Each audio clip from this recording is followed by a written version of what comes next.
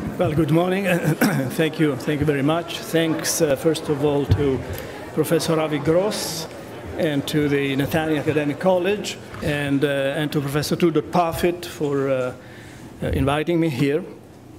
And I'm very honored of this occasion. I am a demographer, and therefore I will try to provide some demographic background to the topic of this deliberation. The current growing interest in Latino Jewish demography is, of course, part of a broader debate about an unprecedented quest for conversion to Judaism and/or revival of Jewish customs and community activism locally, and/or migration to Israel and among other countries, especially, although also to other countries, among thousands or tens of thousands of persons who, until one generation ago, were not part of this current of interest in Jewish identity, maybe because of less of an awareness or because the discourse was not so developed. From the point of view of a demographer, we might perhaps say that this is a sort of case of a migration. Of course, not a migration that involves space, but rather a migration that involves identities and of beliefs and religion. At the one hand, you have what I would call the pull factor of the search for meaning and the quest for recovery or even first-time attainment of a spiritual attachment and communal bond with Judaism. At the other end of transfer stands the push factor of disappointment, I would say, and disenchantment with both material and ideal spheres currently available to the movers. Let's not forget that those who are searching for Judaism were something else for a long part of their lives. And so consciously or unconsciously, they are seeking for something new, but also perhaps rejecting something else. And this may be perhaps related to the crisis of the Western society and its failure to provide the goods and services that it promised, and maybe also the crisis, let's be frank, of some of the Christian churches that in fact have lost many members through transfers from one to another, and also to this new phenomenon of greater interest to Judaism. The intriguing fact, in any case, is this search for joining and revival of Jewish customs and community activism locally, and the search for Jewish identity. I will provide just a few remarks about the numbers of Jews in different parts of the world. I see that the PowerPoint has disappeared, and it will reappear promptly. It is beautiful. Beautiful. It shows the diversity of Jewish identities. But in the meanwhile, I will say this. More colorful than that. It is more than two colors. There are more colors. Let's say that the Jewish people, very broadly stated, originates in the Middle East. And then when it moved to the West, it was relatively late. We are speaking, in fact, of a time still in the early Middle Ages when the majority of the Jews still lived in the Middle East. Then Spain grew up to become one of the main centers, and so now we can move down to the next slide. And the next slide shows how geography of the Jews has changed in the course of the last 400 years, 300 years or so. First of all, in terms of the size of the Jewish population, which all in all was relatively small. We had 1 million more or less of Jews around the Middle Ages. At the time of expulsion from Spain, of course, the number of Jews had to diminish because many were killed and many were converted.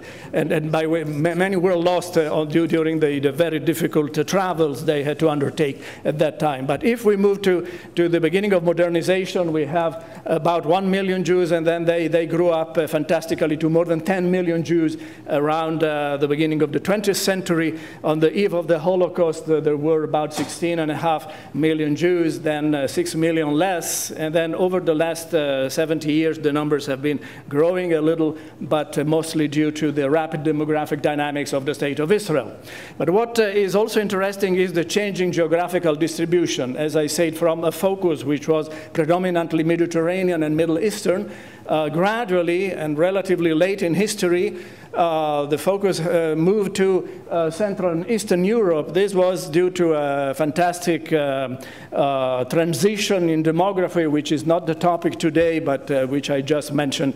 Factually, the very rapid growth of Jewish populations especially in Eastern Europe, which left those who were not in Eastern Europe as a relatively smaller minority. We have therefore, a kind of Ashkenazization of the Jewish people, which is very much the product of demography, of faster demographic growth, besides the fact that the Shoah very strongly affected those communities.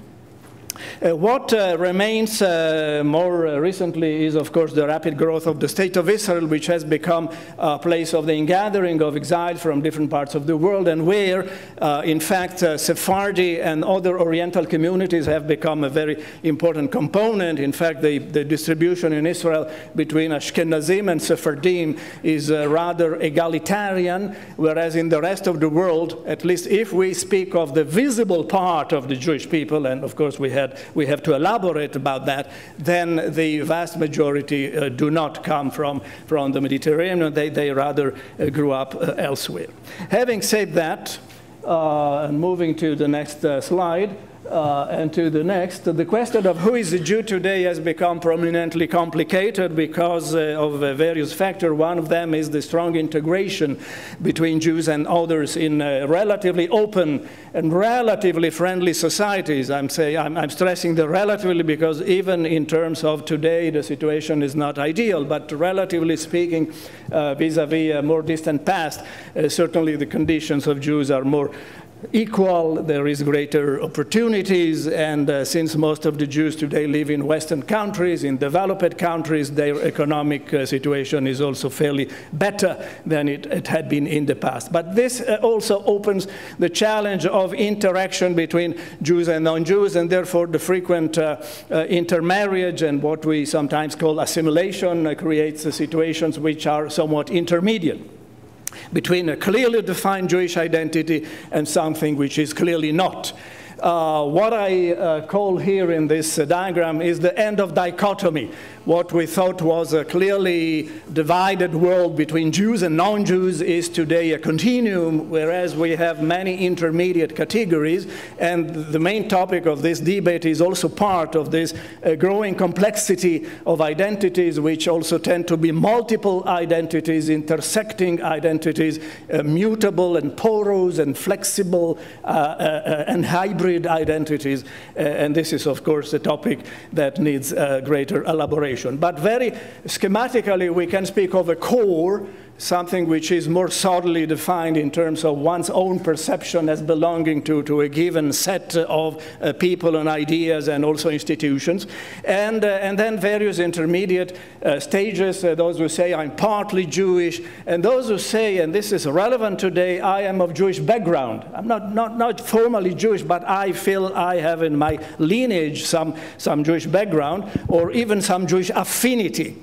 These are groups which probably include, we cannot say exactly how much and the numbers, but they include people whose more distant ancestry has had a Jewish component, has had a Jewish experience, although today maybe formally they belong to this or that church which is not precisely Jewish. Having therefore outlined very, very schematically the complexity, I just want to quote a couple of figures. If we assume that well, the numbers are not so visible, I'm sorry. I will just quote a couple of figures. If the total Jewish population defined in terms of the core, that is those who say, I'm Jewish and nothing else, and whatever it means, without entering for the moment into the detailed discussion of what does it mean to be a Jew. The total number can be estimated at about 14,400,000, which is more than after the Holocaust, but the Shoah, but definitely less than it was before. In North America, including the United States, Canada, and technically also Bermuda, which is not far from here, with 100 Jews certified, the total is about 6,100,000 by the core definition. In Central America and the Caribbean, 57,000, and in South America, 325,000. But if we take a broader definition that is extending to those who say I'm of Jewish background, those who say I'm the child or the grandchild of the Jew, what we call in Israel and in the world the law of return, that is those rules by the state of Israel which allow people to immigrate to Israel and receive automatically the Israeli citizenship. It goes down 3 generations and laterally to the spouses of those, whether Jewish or not.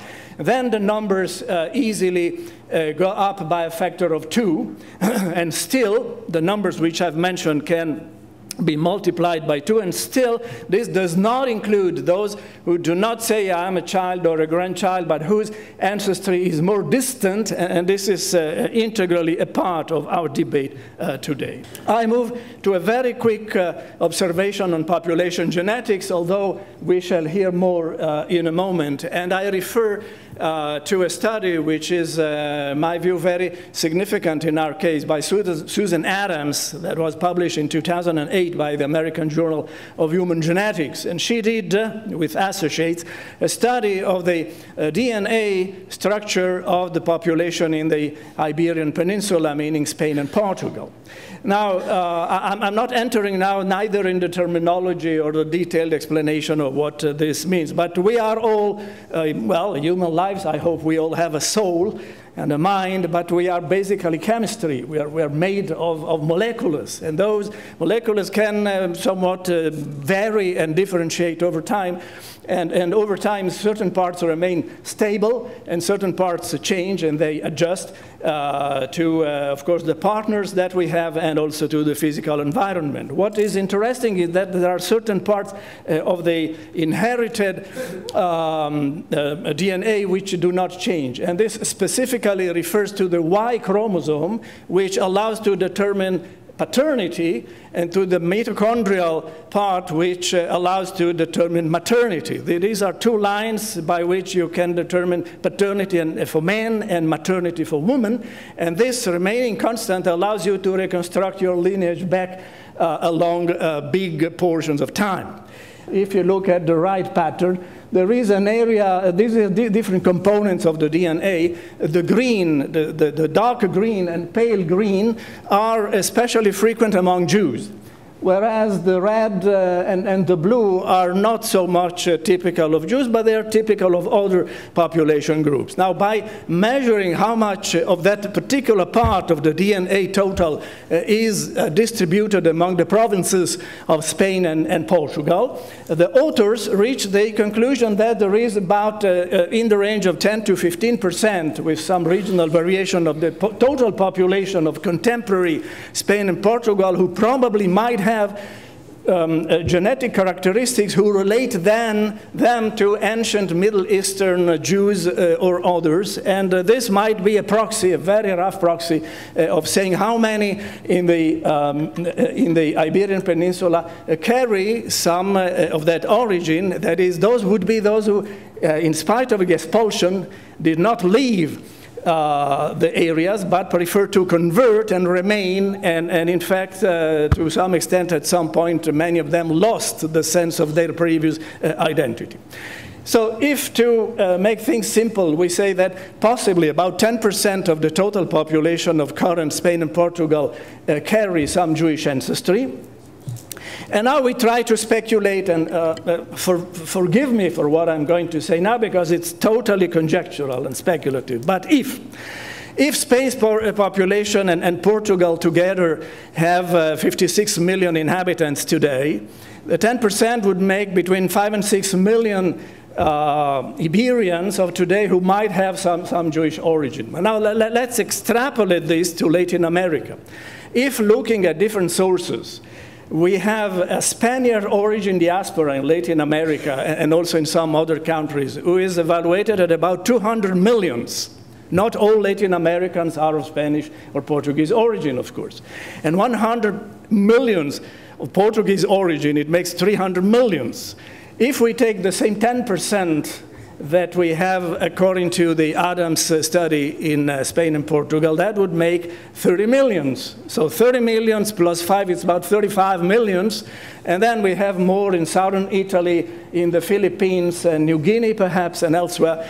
We might have a theoretical potential, and again, I apologize for this very far-fetched type of calculation, about 35 millions or more of people who might have Jewish ancestry. Many of them do not have the faintest idea of this, but are becoming more and more aware of that. And so this is purely speculative, but this is a beginning just to try to limit the area that a demographer and geneticians might look at.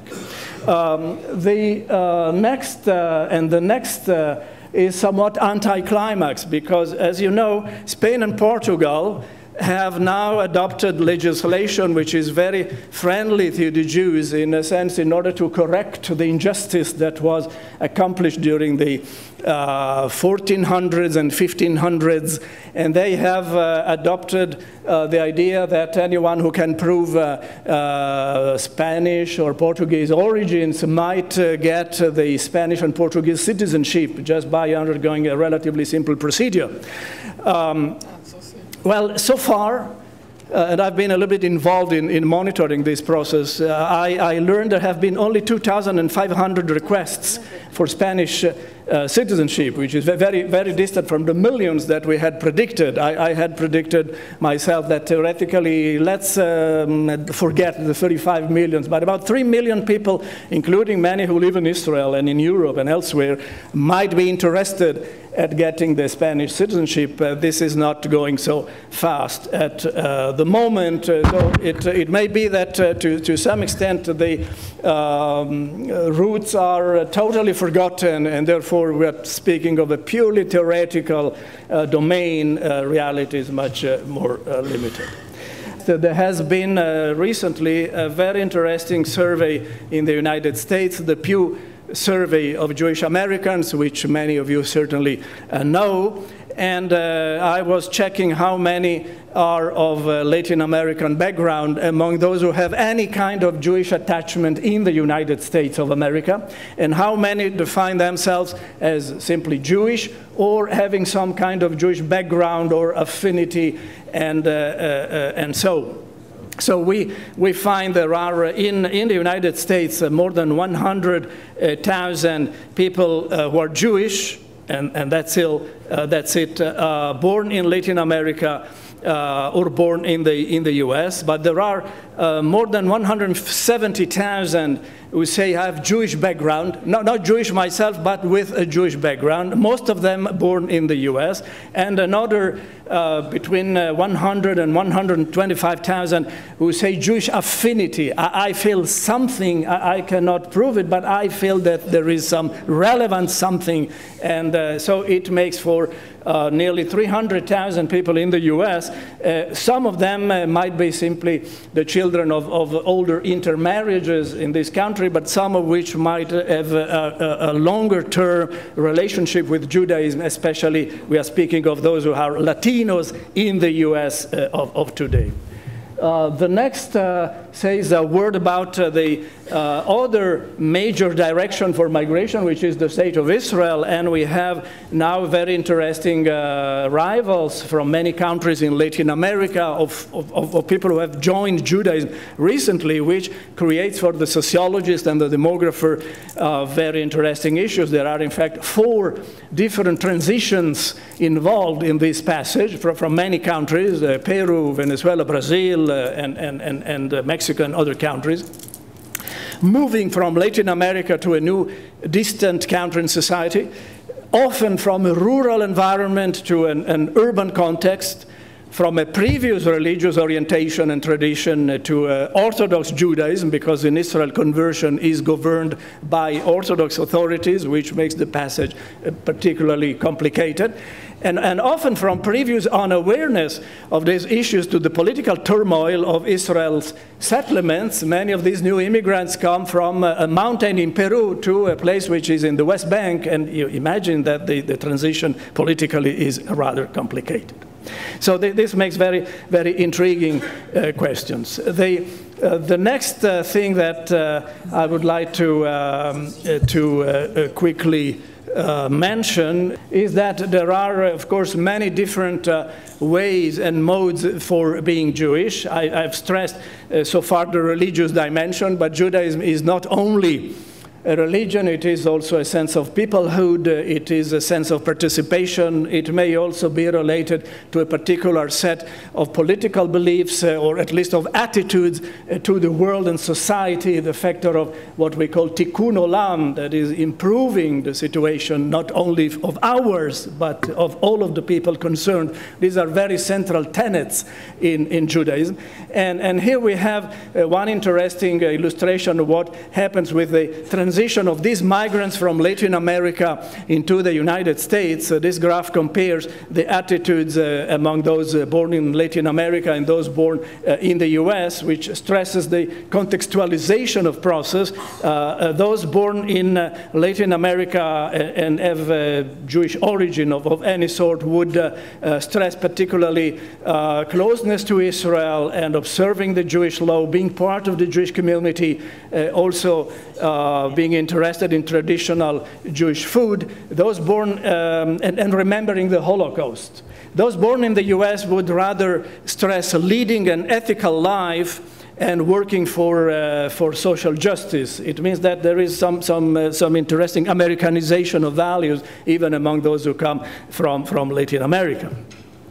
And the more significant observation comes here with observing that, as I've mentioned, Judaism is a very complex, it's a multivariate total of various components. Each of us tends to stress a particular part of it, and of course this is legitimate, but we have to be aware that there are as well other ways of being Jewish which we must at least understand and possibly tolerate and respect. And so where the traditional normative ritual component, which simply stated we call religion or religiosity, is fundamental and important, the question of learning, of knowledge, the question of philanthropy, voluntarism, organizations, the fact of activism in civil society, and also the fact of being somewhat connected with Israel needs, responsibility, and fulfillment, besides, of course, the family and the network of the life cycle, which is so fundamental